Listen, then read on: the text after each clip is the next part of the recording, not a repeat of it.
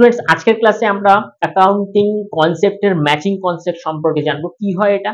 Matching concept হচ্ছে এমন একটা ইভেন্টস বা এমন একটা পদ্ধতি যেখানে কোনো এন্টারপ্রেনিউর একটা বিজনেসের রেভিনিউ গ্রোথ করানোর জন্য ১ বছরে যা খরচা করবে সেটাকে সেই ১ বছরের শেষেই সেই বছরের মধ্যেই তাকে সেটাকে ম্যাচ করাতে হবে এবং প্রেজেন্ট করতে হবে।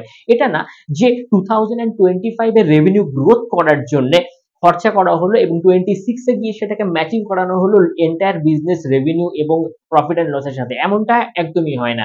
সেক্ষেত্রে যে বছরে তুমি খরচা করছো সেই বছরেই শেষে সেটাকে ম্যাচ করানো হবে। এই ধরনের কনসেপ্টকে বলা হবে ম্যাচিং কনসেপ্ট। ফর এক্সাম্পলস, আমার একটা জলেবির দোকান রয়েছে, রাইট? এবার এখানে আমি রেভিনিউকে গ্রোথ করানোর জন্য আমি ৫ লাখ টাকা খরচ করেছি।